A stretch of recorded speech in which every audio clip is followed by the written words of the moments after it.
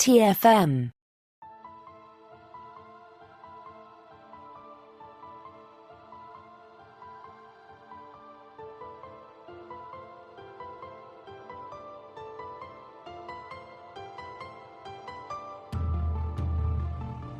Welcome, Boomers, to another episode of Warp 5, our dedicated Star Trek Enterprise podcast. I'm Christopher Jones, and with me, as he always is my esteemed co-host Matthew Rushing. And Matthew, I gotta say, that Arachnid Nebula, whoever thought we'd get to see that in person, and together no less. I never thought this day would come, Chris, and I'm just surprised how, I don't know, it makes me want to feel like I want to listen to jazz. Me too. And, I stumbled across that book. It was labeled property of Admiral Matthew Rushing, and I just knew that we had to delve into this today. Yeah. I'm glad you didn't put what I had actually put on there, which was Maddie Rushing. What can I say? I had some real high hopes back in the day. So. Exactly. Of course, it said Admiral Maddie Rushing, which is how everyone in the fleet would refer to you. Mm-hmm. I can see them all sitting around. Oh, yeah, Maddie and I, we go way back. Yeah. All right. Well, yeah, this comes from the episode we're going to discuss today as we continue our Star Trek Enterprise 20th anniversary rewatch. And that's the episode Fusion. Here's a quick rundown of the story. When a Vulcan ship shows up, Archer is ready for more of the charming conversation made famous by Captain Vanik. What he gets is something altogether different. The captain of this ship, Tavin, says he and his crew are on a mission of exploration. But what they are exploring isn't space, but rather themselves, their emotions. Sound crazy? Well, not all Vulcans are in love with logic, and this group, known as the Vatashkatur, would not be welcome at the High Command. Once aboard the Enterprise, an engineer named Kov gets a chance to dispel the rumors he's heard about people of Earth, while his crewmate Tolaris takes far more sinister actions towards a fellow Vulcan, T'Pol. So, that's right. This is the episode, Matthew, where Captain Archer encounters Chris Pine's father in Vulcan form. So, what did you think about the Vulcan variety that we see here in this episode? I do think that this is an interesting thing to explore. Because obviously these are Vulcans who are basically, taking the more Romulan approach in the sense that they are not going to do anything really to purge emotion. They're going to learn about their emotions and in many ways almost try to do what we as humans do, which is, we don't just go around expressing our emotions all over the place all the time. If we did, there'd be a lot more drive-by shootings, I think. And, well, some people do, Matthew. I mean, I logged into Twitter yesterday, and I have to say that some people do. This is true. But I do think even that there is a difference of being like a keyboard warrior and as somebody who actually is living out those type of emotions every single moment of every single day. Mm-hmm. And so this is a worthy thing to explore.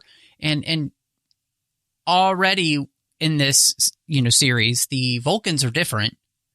And then to explore the fact that there were Vulcans who took another path is interesting. And at the same time, I mean, they're not completely disregarding Surak. Mm-hmm. They have another interpretation for his writings. And so there is something really interesting about that idea of there being almost, it's like denominational differences, Yeah. And that's kind of where I think this episode, at least at the beginning, wants to kind of put these Vulcans as being those type of people. I think what makes it difficult to kind of discuss it all, though, is that it quickly gets bogged down because you have a terrible representation in the episode of what these people are trying to do through one of them. And it kind of just goes to show that like one person in a group can completely ruin a group for people's perception of them because that's all they'll see. Right. And then they will fixate on that one example from the group that's not representative of the whole. Yeah, that's right. Yeah, it is interesting in this episode that they're not presented as there's a large portion of the Vulcan population that believes in this, but they are this sort of offshoot that's decided to explore their emotions and take this other interpretation of Sirach's teaching. I think it's effective, and I don't know how much forethought was given to this because the Vulcan Reformation stuff that we get in season 4, of course, comes more from Manny Coto and the Garfield Reeve Stevens and those writers. But I think this, within the whole context of the series, is an effective setup for planting the seeds for that story of the Vulcans later on.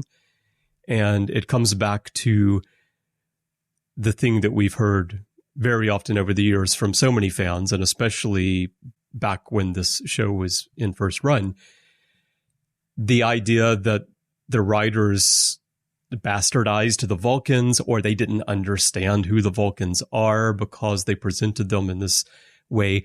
I was looking through a few comments about this episode, preparing for our discussion, and of course I saw some reviews from years ago where a common theme is people saying, I don't know if what we're seeing here with the Vulcans tracks with what we already know. And just that comment got me, when watching a prequel series like Enterprise and any kind of creative work, why does something that we're being presented with have to track with what we already know? If it tracks with what we already know, there is no creativity to it, and therefore the universe cannot expand, and we cannot delve more deeply into topics or issues. I really have to say, one of the things I love about what you were talking about is the way in which that this will track with what we get in season 4.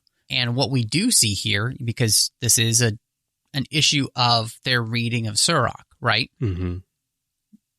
There is a need for a Vulcan Reformation, and we can kind of see it here that a lot of the teachings of Sirach have been corrupted in one way or another, and has led Vulcan down different paths. And there's a lack of purity in their understanding of what Sirach was trying to teach them.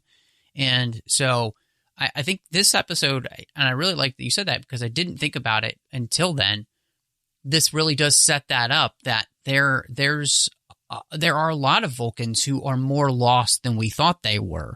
Right. And they're on all different, I mean, there's ones that are exploring their emotions. There's ones that are, being more militaristic, all of this kind of stuff. And so we really do see that this isn't just a problem for one side of the aisle. It's kind of an overarching problem for all of Vulcan. And I think that's really, really fascinating.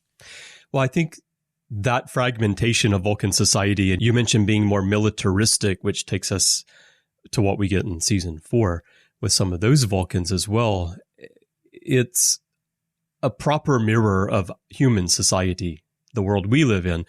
So I think one question, and maybe we're getting too far away from the subject matter of this episode, but while we're on the topic, one question I think of in setting up the need for Vulcan Reformation and Enterprise and then giving it to us at the end of the series is, are we saying that we need to correct the Vulcans back to the race that we know from later in the timeline so that they can once again be used to show how, if humans could overcome the emotions and the conflict in our society, we could achieve something greater, which is sort of how I've viewed the concept of the Vulcans overall. Like, they went through the violent stages of civilization that we are going through now, and then they came out the other end.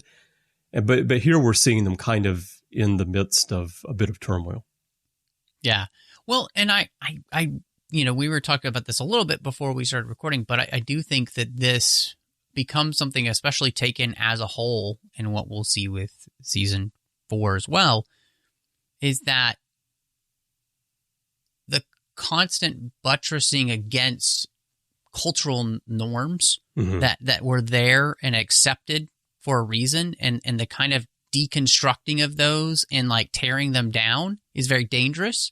And I think this episode in many ways kind of shows us the danger in that, doing that incorrectly, because I think this episode, more than any other, really helps us see that there was a reason, a very good reason, why Surrak's teachings became so important and so accepted once they were completely understood in a right way, that Vulcans needed this, right?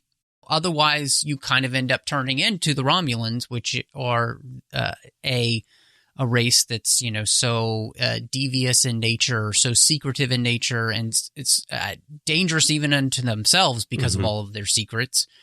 And, of course, their overwrought emotions. So there's something really interesting in this, and I think it actually has a lot more to say now than it did then when I look at it in that light, because I was really struck by how, these Vulcans, they're trying to basically say, well, that's not necessarily what it means when it says this, right? And a lot of bad things have been done when people say that. Yeah. And through different religions and all sorts of things. Well, when it says this, it doesn't really mean what it says when it says this, And so I just, it's this episode's really deep in that. Yeah, this episode is really deep in a lot of areas, and I'm not sure that they explore those areas sufficiently within the story to satisfy a lot of viewers, because a lot of people feel like this episode is a bit muddled, that there are unresolved points that are brought up. And I think creatively, it's a very interesting episode, and the visual presentation and the use of jazz, for example, is very interesting. The cinematography is interesting, but some of the points are deeper than what they have time to explore. The thing you're talking about here, to me, it's a somewhat difficult question, because I think that cultural norms and traditions exist for a reason.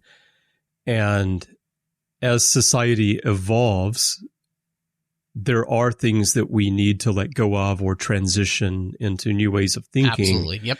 But I think that it needs to happen in a natural way for the society. And I think one thing that we see, I see it often today, but we've also seen it in the past. It's not unique to the year that we're living in right now, but there are situations where there's an effort to destroy cultural norms that, if you allow them to change more slowly and naturally, then the society can mature and evolve as it should, as a large and diverse society.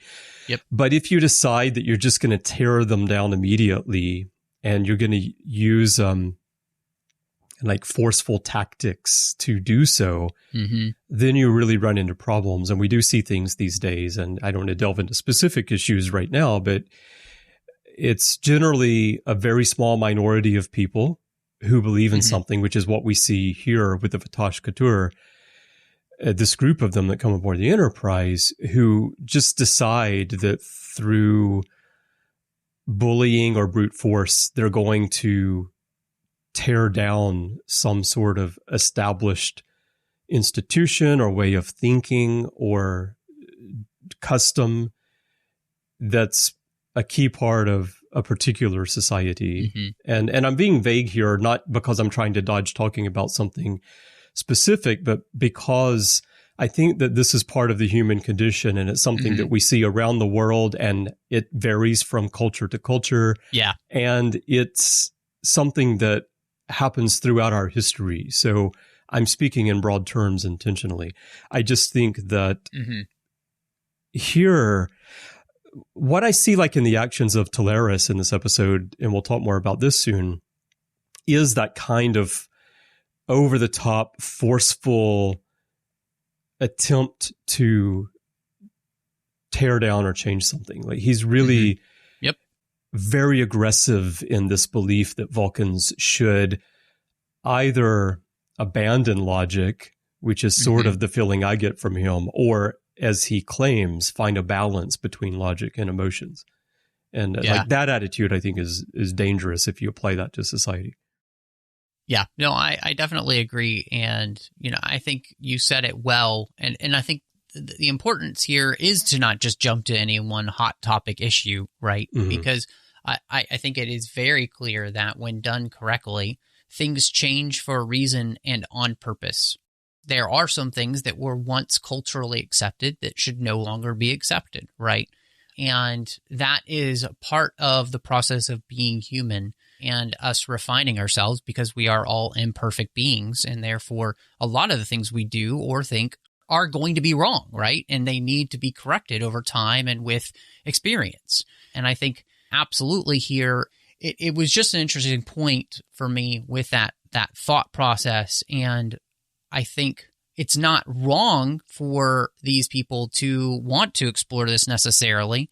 I do think, and maybe it's a perfect time to talk about Tolaris and his actions, because I do think he is the outlier in this group. Yeah, I think so. And I think he's the person who is using this specifically to be a predator.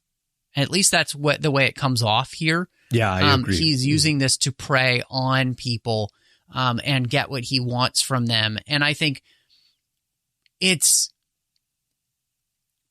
I guess I'll speak very honestly. I'm a Christian, and so many people, will come to me and they'll say something like, well, how can you be a Christian when certain Christians do this? And so I'm defined by, for them, the people who have behaved badly. Right. And I do think that's the thing about this episode, is that these Vulcans become defined by this one character who has behaved reprehensibly and should be imprisoned for his actions here, because they are predatory in every way, shape, and form. Mm-hmm. And yes, we could call this rape. And so that's the type of person that gives a movement a bad name. Right. But that doesn't mean that he's representative then of the whole, because everybody else we saw was not like this. Yeah. Right. And so I think that's the thing that makes this really, really difficult. And I do actually kind of appreciate the episode for allowing us to have this discussion, because we can't just judge every single group with a broad brush. It has to be individual by us getting to know them. And that's what we see with, Trip getting to know them and those kind of things. Not all of them are like this. Yeah, no, absolutely. That's a huge problem in the real world. And most groups, they do get defined by the actions of one person or a few people. That's not representative of the group as a whole. That especially happens with religions. It also happens with nationalities, groups of people.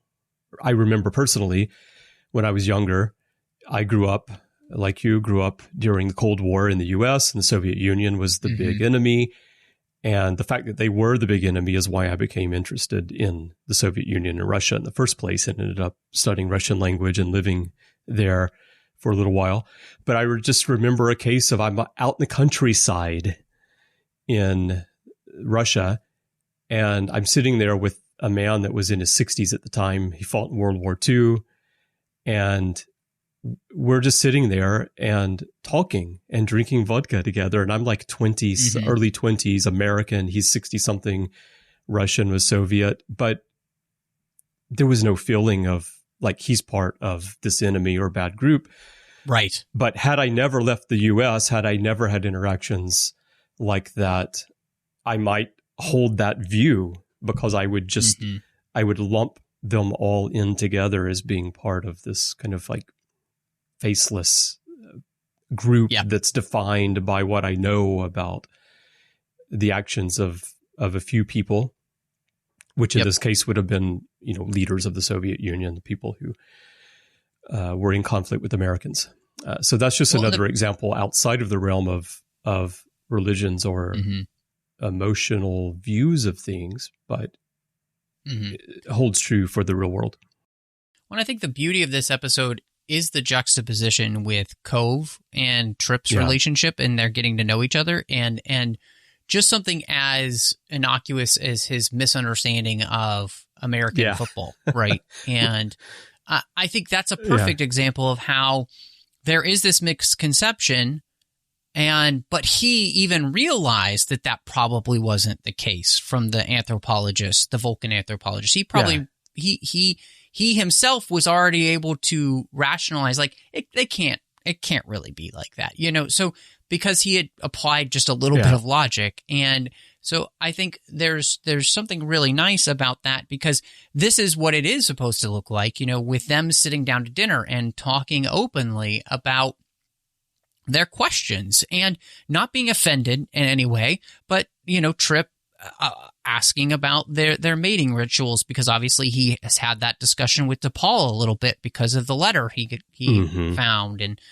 so it's the way this all worked was really nice for Trip, especially because it all worked together with what we know from him and his relationship with DePaul, what he's been learning about Vulcans.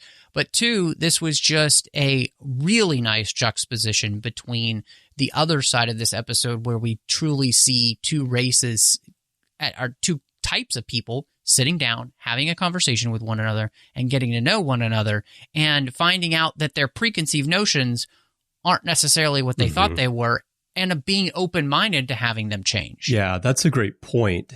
And I think maybe I stumbled into it there with my story about my experiences in Russia, because when I watched this episode, the whole Kov Trip storyline and the situation with Kov's father dying and Trip and Archer trying to encourage him to reach out to his father feels often to me like a weak storyline, because it doesn't necessarily lead anywhere. You're left with the feeling of, okay, why are they so concerned about if he reaches out to his father? I think that's how many viewers feel about it. But at the same time, I feel like it's nice that we have this soft storyline and soft interaction between Kov and Trip to contrast what's happening with Tolaris and DePaul. And so I think it works really well in that way. But what you said, I think, is actually more important in the social commentary of the episode of, this is how people who don't know each other from different cultures should come together and interact. For me, it's very normal, because I've lived almost my whole adult life outside of the United States, which is where I grew up. So I'm very accustomed to meeting people from different countries and different cultures and different religious beliefs and such all the time. And we just sit down and talk and get to know each other. And there's never any feeling of like, oh, wow, you're different than me. I have to act this way around you because you're not from the same world I'm from.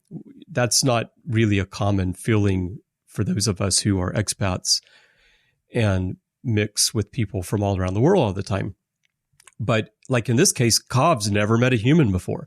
So he just has all these preconceived notions. Right. And like you were saying, maybe he already thought some of the things he's heard about these people aren't true. And I think part of that is because he is a Vulcan. And like you said, he can apply a little bit of logic, which is something many humans can't do. So when we meet someone from another culture, or we think about someone from another culture, we don't apply logic and think, yeah, that thing I've heard, that sounds a little bit odd. I don't know if that's true. Right. And I love the acting actually of Kov in this episode, because it's so harmless and naive, but he's also very open to learning about humans. And just when he asks Trip, is it true that you eat 6 meals a day? And Trip says, more like 3. And there's just this sort of little head nod from Kov that's sort of like, okay, yeah, I kind of figured that wasn't right. You know, that kind of little thing was nice here. But anyway, I'm glad that you talked about the Kov storyline, because it is one that I feel is both disjointed from the Tolaris storyline, but at the same time necessary to give us this balance of cultural differences.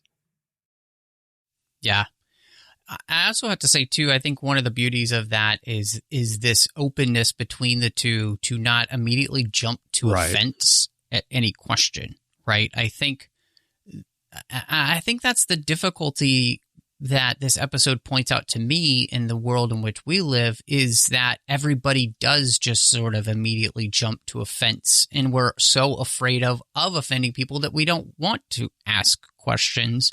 Yeah. And that's one of the problems, whereas this episode shows two people who are legitimately open to having any question asked of them and to answer it as honestly as possible. There might be some embarrassment, right? Trip is sort of embarrassed to ask about the idea of, Vulcan procreation, but he asked the question and Kov immediately says, of course, let me tell you about Vulcan sex.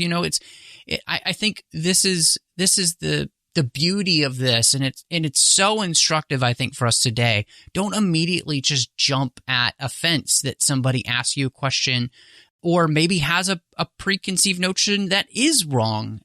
Help them kindly to be able to overcome that in a way that's gentle and in a way that is... the only thing I can think of is just be kind. Yeah.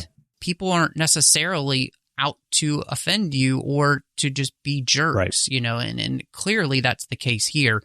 And if that's the case too, well, hey, that's them. It doesn't need to be you, right? So I really appreciated that part of this episode, and I thought it was so well done. And like you said, there is a part of it that does feel slightly disjointed from the other, but I think this is the side of the episode that is truly instructive in the way in which we should interact with one another. Yeah, that's very true. And don't be offended and don't judge someone simply because they don't possess the understanding of an issue on the same level as you, and they ask you a question or they say something that is not what you would say, and they don't mean anything by it, but yet you go on the attack.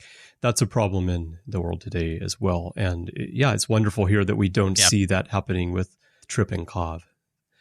So, okay, let's move on to another topic here. The heart of the episode, T'Pol's emotions, the mind meld. This is the first time on the timeline that we get a mention of the Vulcan mind meld. And we learned that it's something that was practiced a long time ago, but it's not common in Vulcan society these days. This rubbed a lot of fans the wrong way because, oh my God, the Enterprise writers, they don't know anything about Star Trek. Vulcans have been doing mind melds for a long time. What do you mean they don't do them in their society today? Well, societies evolve and things come and go, and practices that were sometimes normal may become taboo. They may become normal again. That's what we see here with the mind meld. I think that maybe with this story, they needed to establish that in order to have it be something that T'Pol is not familiar with, to give Tolaris some mechanism with which to invade T'Pol's mind and personal space. And also, again, to set up the fact that Vulcan society is going through a bit of a transition at this point. I think that one of the things we have seen, I think, and it's very clear, is that T'Pol is, and we've already seen this, slightly more emotional than other Vulcans that we have seen before. And she is really the first Vulcan who has spent this amount of time with humans. And so for that not to have any kind of impact on her would be silly. And so that being the case, I think this did make for a very interesting exploration of who she is and who she's becoming. And it makes sense as to why she would want to explore this. And of course, why later on she would want to explore this even more, and we'll get there with the Trillium D addiction. But I think she is an explorer at heart. She is becoming more and more of an explorer. And so I think it is only right that we should actually do this with her. And I think what's interesting in this whole process is that I think, she sees emotions as being a weakness, obviously. And I think she sees the opportunity to maybe understand how they could not be. And yet she ends up with a horrible tutor in this. And it's something that obviously will have repercussions throughout the rest of her life. And I think I don't know. I found the episode in that sense very difficult to watch because of what we see her go through. Yeah. And somebody taking advantage of her.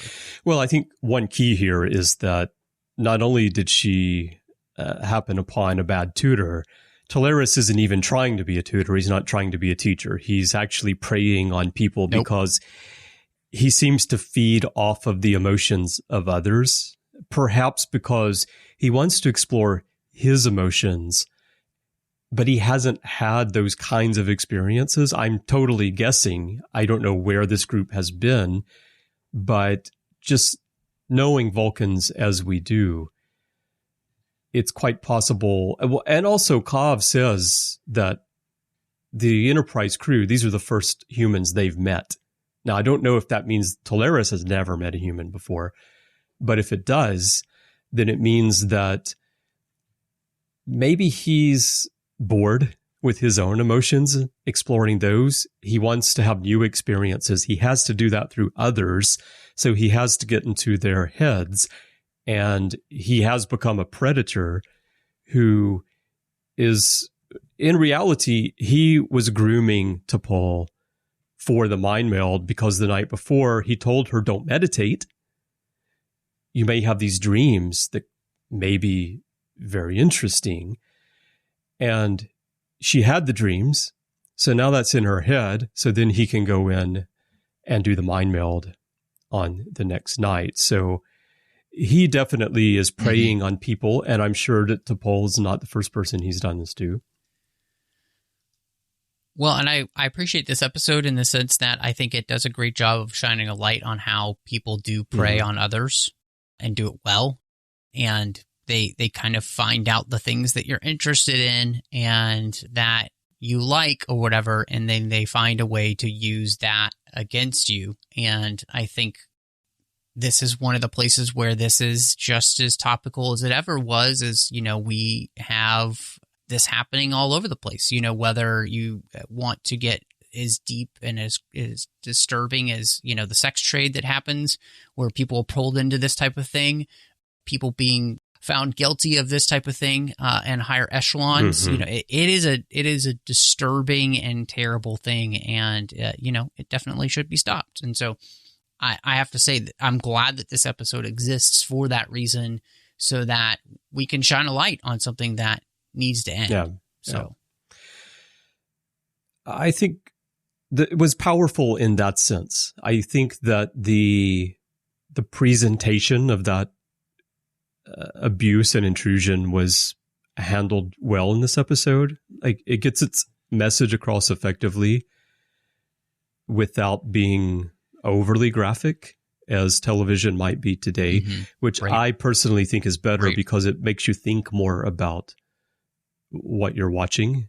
Well, and I think this was really great too, because it also showed T'Pol being able to have people to go to help protect her in a very good way, right? Whether that was Archer or anybody else in the crew, the doctor, I really liked that. And I thought what it also showed here is that when it comes to this type of thing, we do need good men to stand up beside women when this type of thing happens, right? I think and Archer really shows that character that we already knew him to have. And so I don't know, it is a really difficult subject to talk about. It's actually kind of emotional to talk about because it's so disturbing that somebody would take advantage of another person like this. But at the same time, to see on the other side someone willing to protect those that have been taken advantage of with all of their might is really good.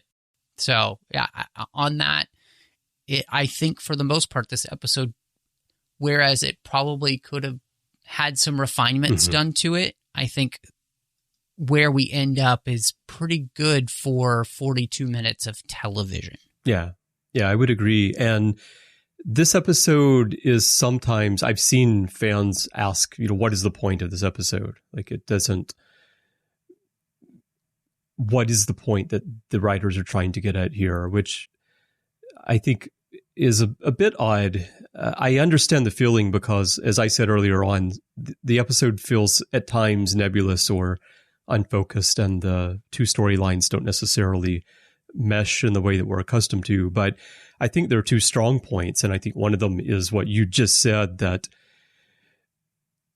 there's a need to shine a light on this type of abuse, to make people aware of it, and, as you said, to point out that there must be people who a victim can turn to, and if something like this happens to women, there should also be good men to stand up for them as well, to be on their side, as Archer does here, is one point.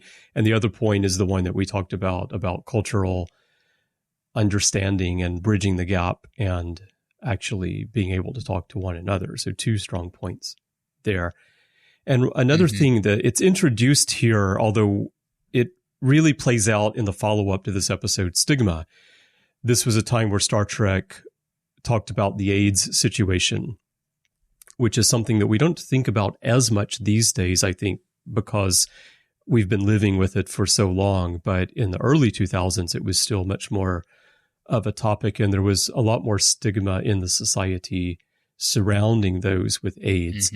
And Pinar syndrome, which we will learn T'Pol contracts as a result of the mind meld here, was the stand-in for HIV and then for AIDS, because whereas HIV was long seen as being spread through what some consider unnatural sexual activity, the mind meld here is considered unnatural among Vulcans, and therefore there's this transmission of Pinar syndrome. But we'll talk about that more when we get to Stigma. As far as T'Pol's emotions, though, you mentioned that she's a bit more emotional than the average Vulcan, which I think is true, although she's tried to keep that repressed. But what I found interesting in this story is that we find out that when she was at the Vulcan compound in San Francisco, she did have that one night where she wandered out and she went to the Fusion Jazz Club, and Tolaris asks her, why did she do it? And she said she was curious. And Vulcans, I think, are maybe scientifically curious at times, but the type of curiosity she had is something that I think is less commonly seen in Vulcans. Yeah, no, I think, so far what we're seeing is that Enterprise is willing to dive into its characters, at least the main characters, in a way that is, I think, interesting and allows them to tell different types of stories than just what we've seen through all the years. And, when you count all the things we actually knew about Vulcans at this point, it's not a lot, so we're actually exploring a race that we've really never explored, in much the same way where, we talk about how Deep Space Nine really added to the Bajorans, made them fleshed out, the Cardassians, even the Klingons. What was started in TNG really got fleshed out even more in Deep Space Nine series. So I think Enterprise is just picking up that mantle in many ways that we got with Deep Space Nine and kind of running with it. And especially, of course, with the Vulcans, but of course they also do that with the Andorians and other races like that. So I think that's really strong and really smart. So yeah, and I also think that what they did with T'Pol in this series paved the way for them to do what they did with younger Spock in Discovery and the Spock that we will see on Strange New Worlds, because it was easier, I think, for fans to accept this type of emotion and internal struggle with Vulcans because of T'Pol's character, having been a main character for 4 seasons on a show and evolved this way. compared with what they might have been able to do if we had only had all the other Vulcans that we had in the past. Yeah. So you can have Shouty Spock back. I so hope he shouts in Strange New Worlds. Yes, Captain! Check the circuit! Yes. All right. Well, any final thoughts on this episode, and what's your rating for this one? I think this is a really strong episode of the series. I would give this 4 out of 5 fusion jazz bands. It is a difficult episode to watch. Rating it this highly, it's not one that I would go back and rewatch over and over just because it's such an uncomfortable episode. But I appreciate that it is uncomfortable in the ways that it needs to be to make us think. So, yeah, I think this is a very, very strong episode of season 1. Yeah, I agree with those points. And for me, it's sort of a mixed bag. Like, I think it's a great episode of Star Trek for the subject matter that it tackles. I think they did a pretty good job of it, but I also think that the things that they're addressing are bigger than a 42-minute episode. And and because we have that contrast between the two very different interactions, there really is not enough time to delve into, especially the T'Pol storyline. So I'm going to give it 6 cups of chamomile tea. And I'm also going to note that this was the least watched episode of season 1 of Enterprise. It had the fewest number of viewers. And I always find those numbers interesting because I don't know if it has anything to do with the actual story, because it means that fewer people tuned in, not that people watched it and didn't like it. So I would have to go back and find out what was happening the week of February 27th, 2002 to find out what was happening and why the rating was so low. I certainly don't personally think it's the worst episode of the season or anything like that, but I think it's an episode that makes you work more as a viewer than some of the other episodes. And you have to really think about it and consider what they're talking about, and then kind of decide for yourself if it's an episode that works or not. It's not the Andorian incident. It's not one of those like really fun episodes that fleshes things out. But yeah, there we go. 6 cups of chamomile tea because human beverages are good. All right. Well, we would love to know what you think about fusion and the things we talked about today. There are many ways for you to share your thoughts with us. Perhaps the best way to join in the conversation with us and fellow listeners is in the Babel Conference. That is our listeners group on Facebook.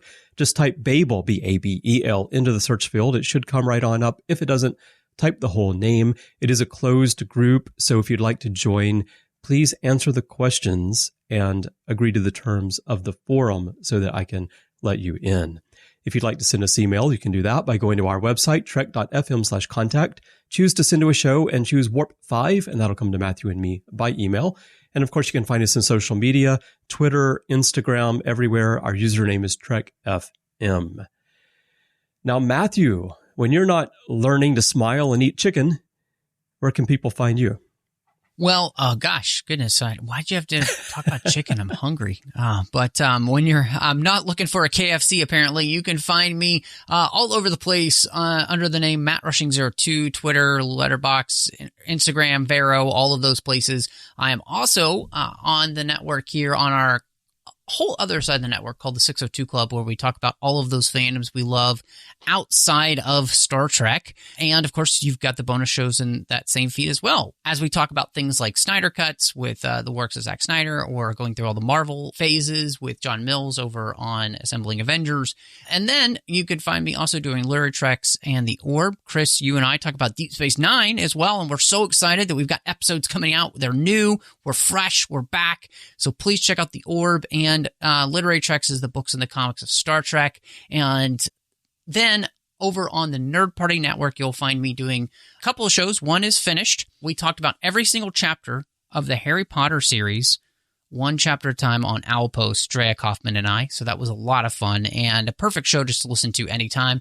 And then Aggressive Negotiations, talking with my good friend John Mills about Star Wars every week. Now, Chris, when you are not trying to figure out where you're going to get your next space pizza, where can people find you? I love space pizza.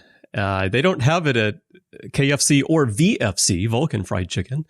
But I think if I look around, I will find some there. Chef makes a mean pizza. But yeah, you can find me, as you mentioned, here on the network doing the Orb with you. We do have new episodes that we're dropping every other week now. And also Larry Nemechek and I do the Ready Room from time to time. I've got a show called Interface, which I'm ready to get going again. Pop into literary treks here and there. And of course, I'm on many shows in the back catalog, and I'm working on some other stuff behind the scenes, which I'm hoping to roll out very soon. I work on it as I'm able to in the midst of my real world job. And speaking of my real world job, I built and launched a website for my magazine, which is out there live now, which I'm very excited about. So that's been taking up all my time. So if you want to read my writing, not related to Star Trek, you can find information about that there in my social media channels. And if you would like to chat with me about a Star Trek or anything, you can find me on Twitter. My username is C. Bryan Jones, letter C, and Bryan with a Y. That is my name everywhere in social media. And of course, I'm there in the Babel Conference as well. Now, if you would like to help us keep all of this going, we could definitely use your help through Patreon. If you'd like to get involved with the network, become an associate producer, find out how you can help, and of course, support us financially because it does take a lot of money to operate this network. You can find out how by going to patreon.com/TrekFM. That's patreon.com/TrekFM. And I want to extend a huge thank you to everyone who's supporting us now. You're keeping us afloat, and I have to say we really could not do this without you. So thank you very, very much. Well, Matthew, I think we need to check the batteries in our flashlights because we're going to be spending a lot of time in the dark next week as we explore a rogue planet. Well, Chris, that does sound spooky and exciting, so let's go.